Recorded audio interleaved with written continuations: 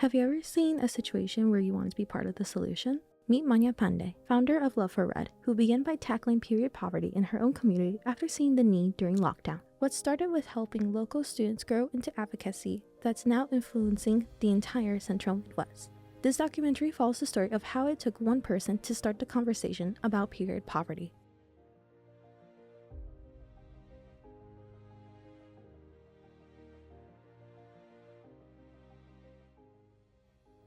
According to Sibley Ocheyedan High School, in 2025, 14.2% of Iowa women ages 18 to 54 are projected to live below the federal poverty level. In rural areas, 12.8% of women 18 to 54-year-olds are expected to be in poverty. This leads to women having to resort to questionable and unsafe methods and resources like no products or using unhealthy products for an unsanitary amount of time. These unsafe methods lead to high risk of urinary tract infection, UTI, toxic shock syndrome, TSS, and other symptoms. At this turning point, Maanya began to focus her organization's efforts on schools, starting with her own in Central Iowa, quickly growing in belief of feeling clean and having dignity on your own period should not be a privilege only some can afford. This is the beginning to end period poverty through service, advocacy, and awareness. I saw a post about women in prisons and the struggles that they go through with period products when they're incarcerated.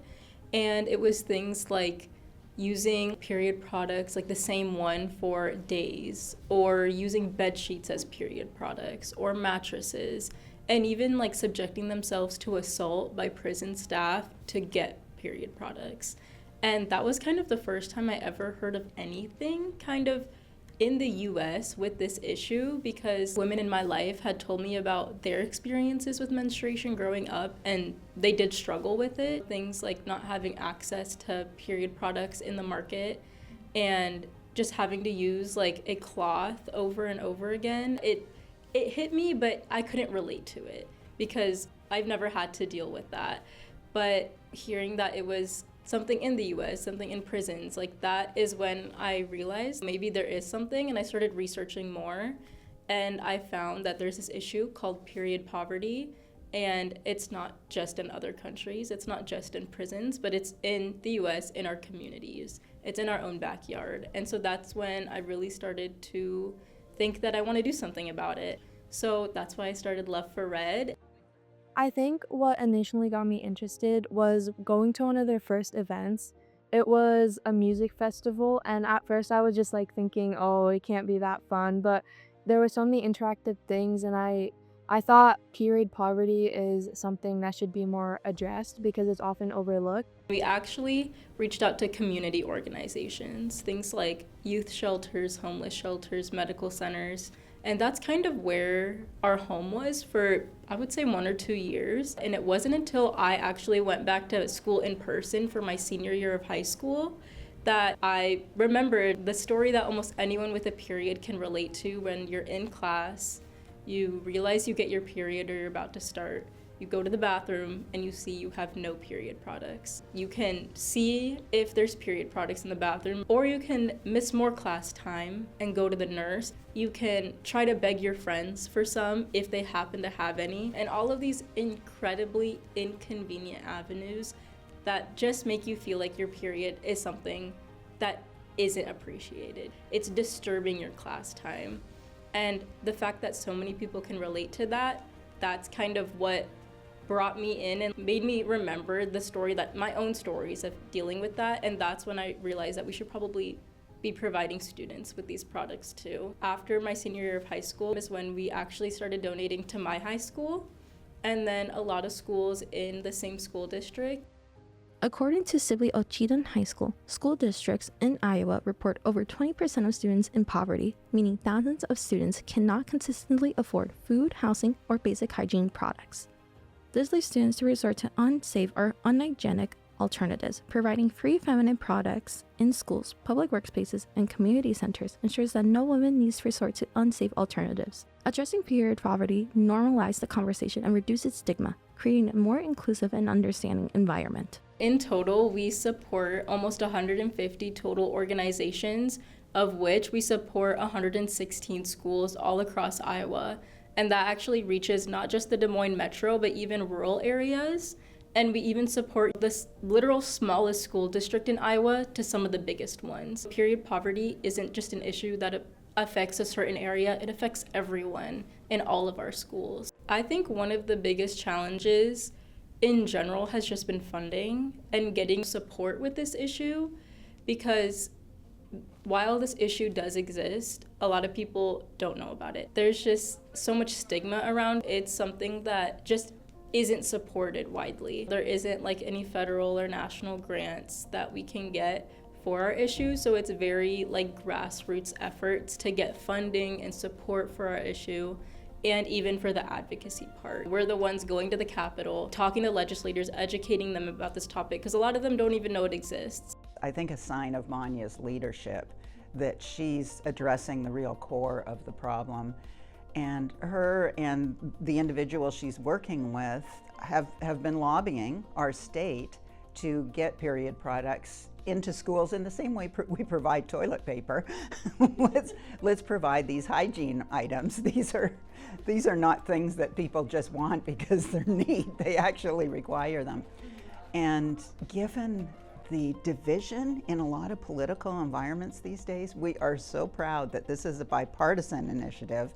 Now we'll see if it passes. If it does, that will shift some of the interests of Love for Red, because we can put our resources to other places if the schools are taken care of. Our first day on the Hill, it was in 2023. And since then, we have been able to really grow our advocacy journey. A lot of people agreed with us that this was an issue, but a lot of them just didn't understand how widespread it was, or there just wasn't enough of a focus or support for this issue to make a statewide change. We came back the next year and we advocated again.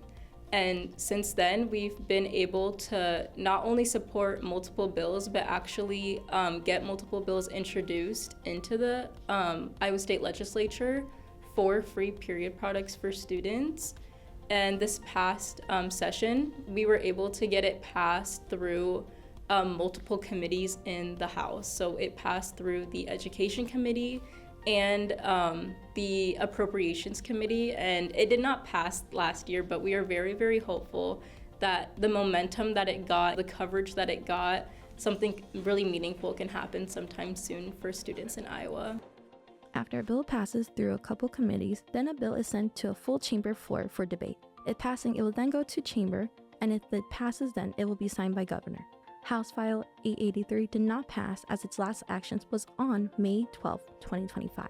One of our board of advisors, actually, she had gone to DC for other advocacy that she does, and she was telling us that members from other states were asking us how we were able to get so far. And so that was really incredible, that the momentum that we're getting might be able to help other states as well get the free period products in schools. Menstruation isn't just a problem that affects one gender. It affects everyone, and it affects everyone's learning, it affects everyone's outcomes, so it is something that is long overdue. There's a lot of reasons that this is inspiring, and some of it is the specific mission of the organization and the need it's addressing, but I cannot say enough about Maanya and her leadership. Her leadership has brought so many people on board that of course other organizations in other states are looking here for leadership, and imagine what happens if this becomes a national movement. During school, I kind of just raise awareness by, I don't talk about it directly, but I talk about like the events like, oh, Love for Red does this, Love for Red does that, and lots of people get interested. I think a lot of people this year definitely, like, by just like other ambassadors and me talking about it, we've gotten around like 5 or 6 more ambassadors to join our organization. Anyone can get involved. This isn't just like a women's issue, it's an issue that affects everyone. We also have guys in our organization, and we need more of them. Guys can also help break that cycle, because a lot of students that we've talked to, they grew up in a household where it's a single father household. They don't have like a female figure in their lives to help them with their period. But just because they don't have one doesn't mean that they can't also help. Having like a man step up and talking about this issue, talking about periods, helping the women in their lives with periods, don't be embarrassed to go buy your girlfriend a box of tampons from the store. things like that. It's like breaking the stigma when just because it doesn't affect you doesn't mean it doesn't affect the people around you. So you helping to break the stigma can help everyone. We're actually always looking to recruit new student ambassadors, and throughout schools we're always asking anyone if like, hey, we're Love for Red, we're a nonprofit that supports period poverty in Iowa, and would you like to be a student ambassador? So we're always looking for new opportunities to give other students to be involved in the organization. Especially at these type of events, you don't have to talk about it, and there's so much more that goes on behind the scenes of making these period products. It's not only spreading advocacy or talking about it, but there's also, like I said, more behind the scenes processes of making these products and giving them out to students in need. There are some shocking statistics about the amount of research, medical research, that doesn't happen around women. One of the most startling ones is that period products haven't been tested with blood until 2023. And every woman knows saline is not the same as a woman's cycle.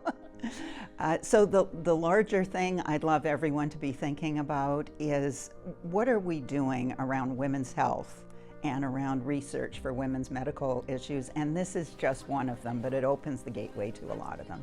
We have 2 Day on the Hills next year for the next session, and one way that people can help is by coming to our Day on the Hills and being an advocate for our cause. You can talk to legislators directly and get that experience, or you can even be at our table and spreading awareness just to people that come by in the rotunda. Staying on the lookout for when our dates are.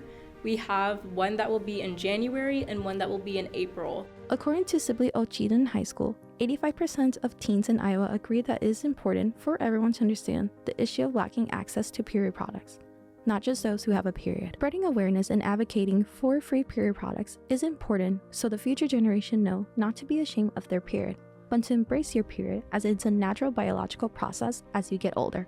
You can break the cycle too. All it takes is one person to start the conversation. It really just takes one person. Like all the stories I hear of students who they didn't have anyone tell them how to use a pad, how to use a tampon, what a period is, how to get period products. They tell me that, when they had that one person, whether it was an aunt, a friend, an older sister, even if it wasn't their parent figure, if it was just someone older than them that could help them through this, it made a world of a difference. So being that one person to break the cycle and to, make sure the people around you are okay with their period, I think that can make all the difference. And this echoes for a lot of the younger generation that it really just takes one person. You are capable. Everyone is capable of making a change if you want to. If there's something you're passionate about, you can do something about it and you will be able to make a change.